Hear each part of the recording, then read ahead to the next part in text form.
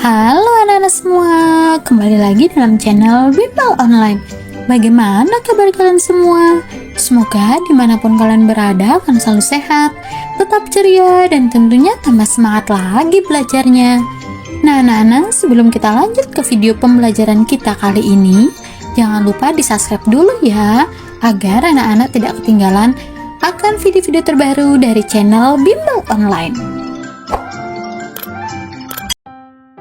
Anak-anak semua, di video pembelajaran kita kali ini, kita akan sama-sama membahas dan mempelajari mata pelajaran IPS untuk kelas 7 Kurikulum Merdeka edisi terbaru di tema 1, Kehidupan Sosial dan Kondisi Potensi Bencana Alam, di bagian topik D yaitu Potensi Bencana Alam di Indonesia, di halaman 24 sampai dengan 30 di buku kalian. Sekarang, apakah anak-anak sudah siap? Kalau sudah siap, yuk kita langsung saja mulai pembahasannya. Simak dan perhatikan baik-baik ya. Mari kita mulai. Topik D, yaitu Potensi Bencana Alam di Indonesia di bagian yang pertama, Kondisi Geologis Indonesia. Letak geologis adalah posisi suatu wilayah yang didasarkan pada struktur geologi atau susunan batuan di sekitarnya. Secara geologis, Indonesia dilalui dua jalur pegunungan dunia, yaitu Sirkum Pasifik dan Sirkum Mediterania. Letak tersebut menyebabkan Indonesia memiliki sebanyak 127 gunung api aktif.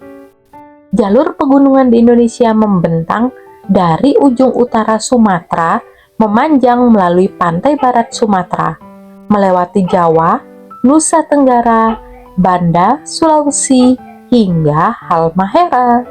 Aktivitas vulkanik yang intens di Indonesia terjadi karena pertemuan tiga lempeng dunia, yaitu lempeng Eurasia di sebelah utara, lempeng Indo-Australia di sebelah selatan, dan lempeng Pasifik di sebelah timur. Pertemuan lempeng tektonik dapat menyebabkan patahan, retaan, dan kerusakan pada kerak bumi yang memungkinkan magma mengalir ke permukaan bumi, kemudian terbentuk gunung berapi. Nah, aktivitas ketiga lempeng tersebut juga membuat Indonesia menjadi wilayah yang rawan terjadi gempa bumi. Kita lanjutkan ya ke halaman berikutnya. Selain dampak negatif, letak geologis Indonesia juga memberikan dampak positif, yaitu sebagai berikut.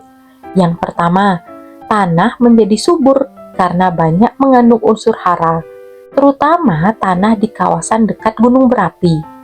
Hal ini menyebabkan berbagai tanaman sayur dan buah dapat tumbuh subur sehingga banyak penduduk di dekat kawasan tersebut yang bermata pencaharian sebagai petani.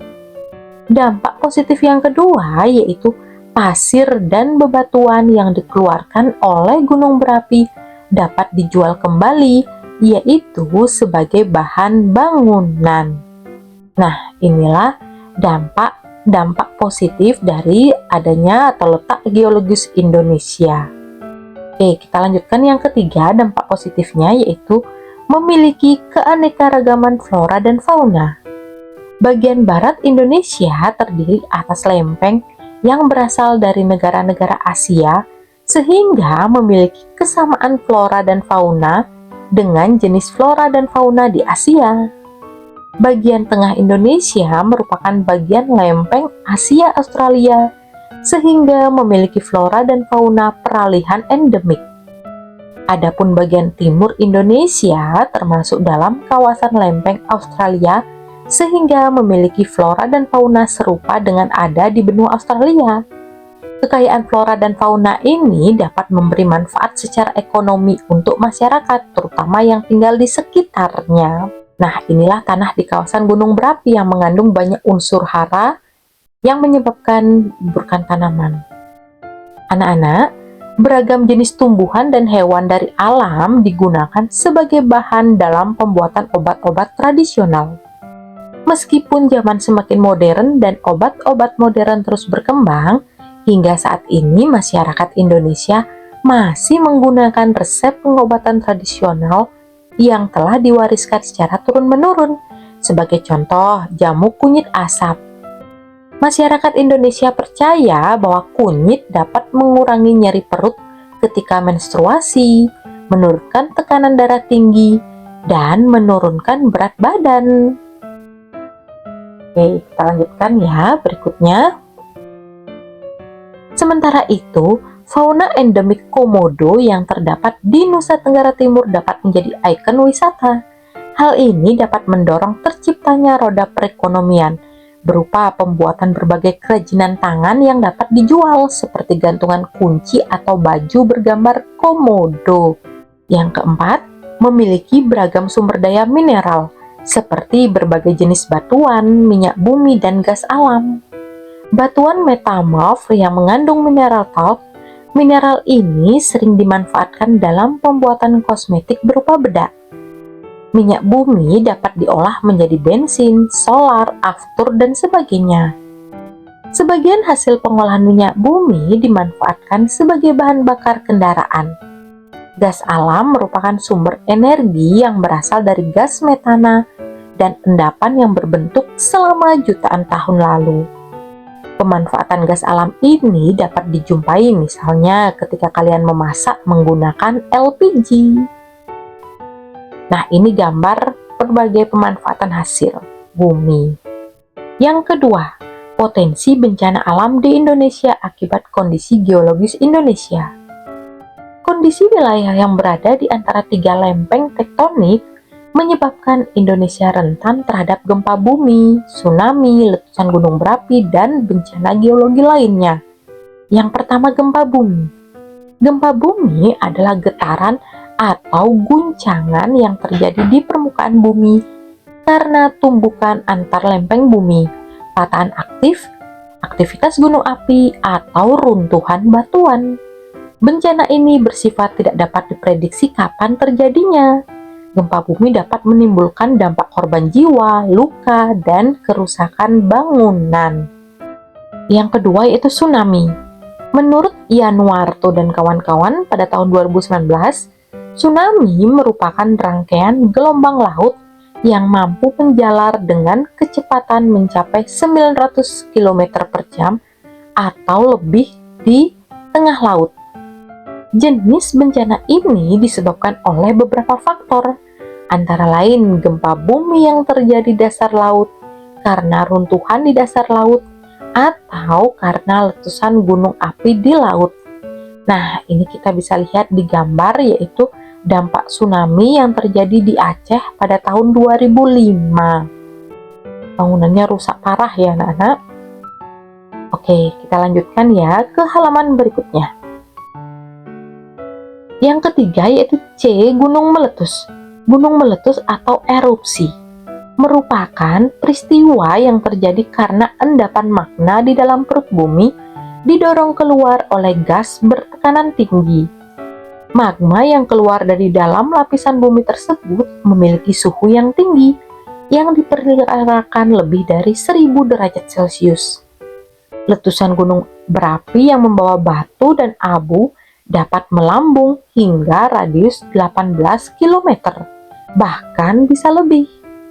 Nah, kita bisa lihat pada gambar ini yaitu dampak letusan Gunung Sinabung. Oke, kita lanjutkan ya ke halaman berikutnya yaitu aktivitas. Nah, di sini nanti kalian diminta untuk mengerjakan beberapa aktivitas dengan mengikuti langkah-langkah berikut. Yang pertama, membuat kelompok. Kemudian kalian akan mendiskusikan bagaimana peluang dan tantangan letak geografis Indonesia. Nah, kakak akan bantu ya. Yang pertama, yaitu peluang. Peluang yang pertama yaitu sumber daya alam melimpah. Indonesia berada di wilayah tropis dan memiliki banyak hutan, tambang, serta hasil laut. Yang kedua, letak strategis. Di antara benua dan dua samudra menjadikan Indonesia jalur perdagangan internasional.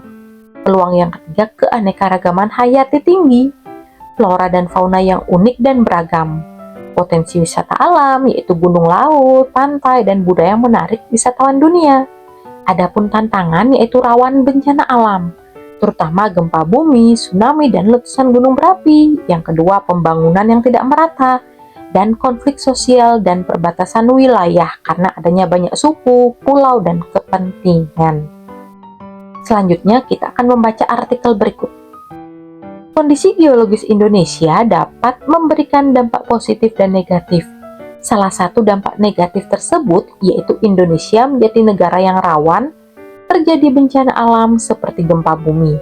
Wilayah yang rawan ini merupakan wilayah yang berada dekat dengan jalur pegunungan aktif yang membentang dari ujung utara Sumatera, memanjang melalui pantai barat Sumatera, melewati Pulau Jawa, Nusa Tenggara, Banda, Sulawesi, dan Halmahera.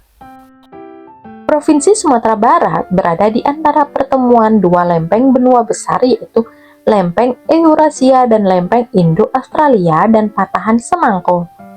Di dekat pertemuan lempeng terdapat patahan Mentawai. Ketiganya merupakan daerah seismik aktif.